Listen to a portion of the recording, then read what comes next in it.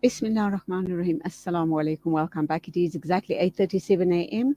This is News and Views on Salam Media.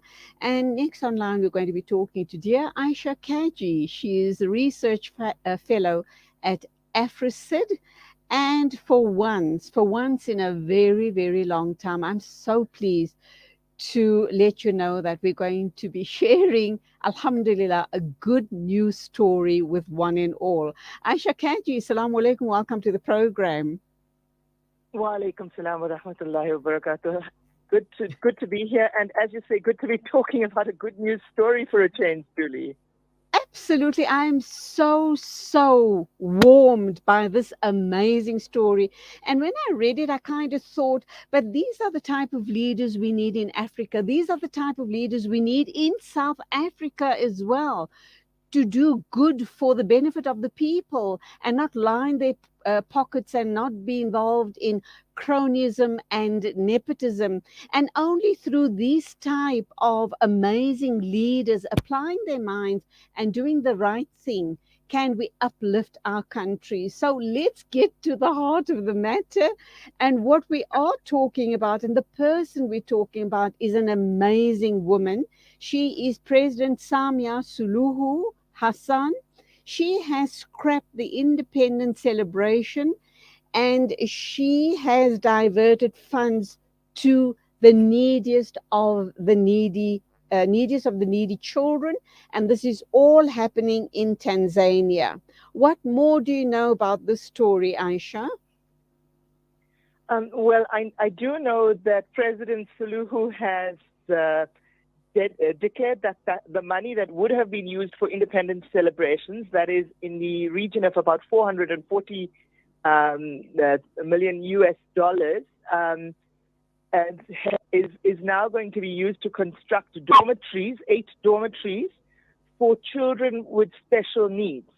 So Wow. children with physical or emotional disabilities or mental disabilities will be housed in these dormitories. Say that, Ms. Suluhu, it's not the first time she's surprised the country and the international media.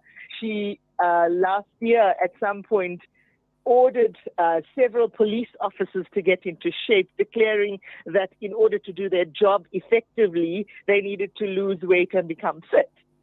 I was quite tickled. I was quite tickled when I read that, and I thought that sort of ruling needs to apply here in South Africa as well. Absolutely, because law enforcement personnel need to be able to apprehend criminals who are often very fit themselves.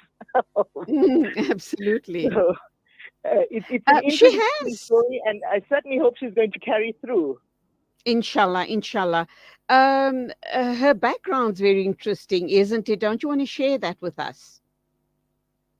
Sure, she's actually from Zanzibar, and she's worked in the NGO sector, and particularly, been concerned with the upliftment of women and young people. She headed an umbrella coalition under the auspices of the UN, which was also a coalition of non-profit organizations dedicated to women's development. So she's very passionate about development. She became the head of country almost by default when former President Magufuli passed away during the COVID pandemic, after making several controversial statements himself around how to cure COVID. But Ms. Suluhu has basically taken on the mantle quite, in quite a dignified way, and has, in her own fairly unassuming way, she's a very humble woman, has made some changes within the bureaucratic structures of government in Dar es Salaam. And she has followed, in this instance, the example of her predecessor. Mr. Magufuli also cancelled the Independence Day celebrations in 2015, and when he instead diverted the funds to a major road project in the capital, Dar es Salaam. And in 2020, during the COVID pandemic, once again used the Independence Day funds to fund medical supplies and medical equipment that were needed during that very traumatic time for the country in order to get the necessary equipment into the country for the many people who were ill at the time.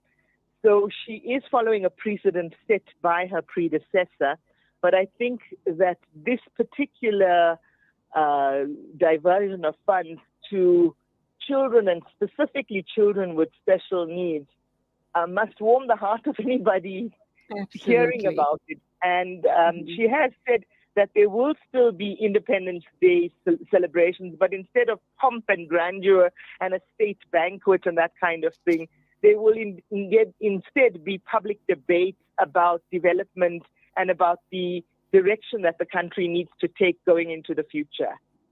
What I also like is she seems to have like-minded ministers on board, like her Minister of State, George Simba Chaweni, has said that the money has already been disbursed regarding the building of those special dormitories for special needs kids. But he also went on to say that debates and conferences will happen all around the country because they are important.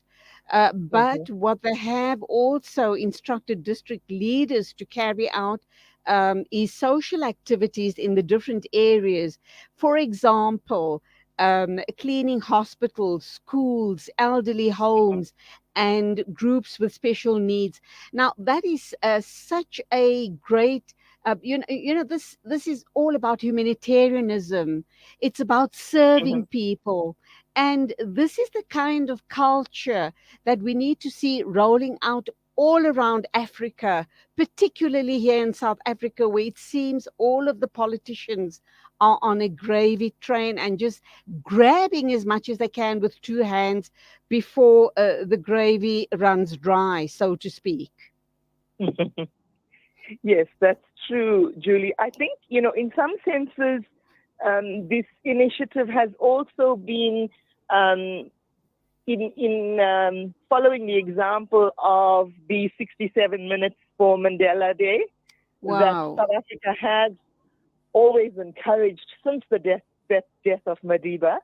And it is certainly in that kind of vein.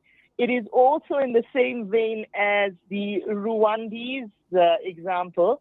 In Rwanda, the Kagame government has, ever since 1998, basically encouraged its citizens to, in fact, not just encouraged, but made it compulsory for its citizens to participate in a weekly community service such as cleaning schools, cleaning roads, maintaining public buildings, parks, infrastructure, etc., as a social activity. Now, while that has engendered some resentment amongst certain groups in Rwanda, and then I did report on this when I was there some years back, on the other hand, it has meant that, for example, the capital, Kigali, is spotless in many respects. It's not, a highly developed capital. There are still dirt roads in some parts, etc. But it is spotless in terms of its public structures. And that is largely because every single citizen takes part in this kind of community activity. It's meant to be a community building and nation building exercise. And while, as I said, there is some resentment that it is compulsory in Rwanda, it has certainly borne fruit. It's really about us as human beings, and very especially us as Muslims, paying it forward, is it not? It's about sadaqah, it's about lillah, it's about zakat, it's about all of those principles as Muslims that we uphold. Now, imagine if something like that was introduced here in South Africa. It would truly make our task that much easier, wouldn't it? Paying it forward, doing our duty, and doing our duty the right way. Absolutely. And I think it's a very important point you make, Julie. We as Muslims quite often tend to think of sadaqah, of charity, as just being the giving of money or material assets. And Mm, yet Nabi Sallallahu Alaihi Wasallam made it very clear that even something as little, as simple as a smile is sadaqah. mm. So certainly giving of your time, giving of your energy, working to build community, that is probably the purest form of sadaqah.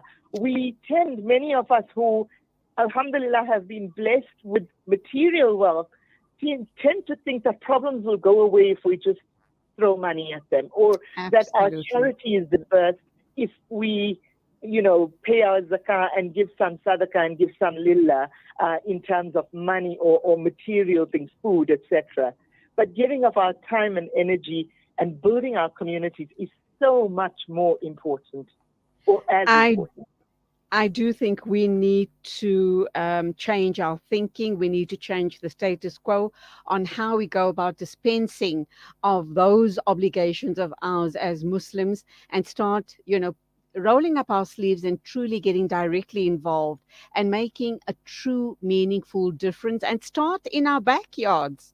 We need to start here in our backyards and show the rest of the country what we're all about as Muslims. And I think that too will start dispelling the this myth around Islamophobia, about us being Absolutely. terrorists, etc.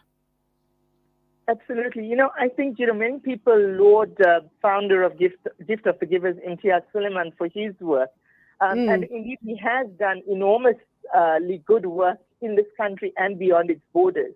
But we need to also remember that organizations like Gift of the Givers, like Salam Media itself as a humanitarian organization, are not about one person. They're about community and about the absolutely. many, many people who give of themselves to those organizations to build that community. And just to add to that, Imtiaz Suleiman is doing absolutely amazing work. And as you were speaking, what came to my mind is he started off very humbly. It was humble beginnings, and he's truly grown this organization. And I guess the flip side of Gift of the Givers is, apart from assisting the neediest of the needy, just imagine, just apply your mind, Aisha, to the fact of the amount of employment he has created just within Gift of the Givers itself. Because you need human resources to run the organization and to run it very successfully. So just imagine how much of employment opportunities he has created. So that in is an indirect result of paying it forward, is it not? Yes, absolutely. I think that we really need to change how we think about finances and about how we utilize those finances. We have such able business brains in this country, such amazing people in terms of their wealth of knowledge about the economy, apart from their material wealth.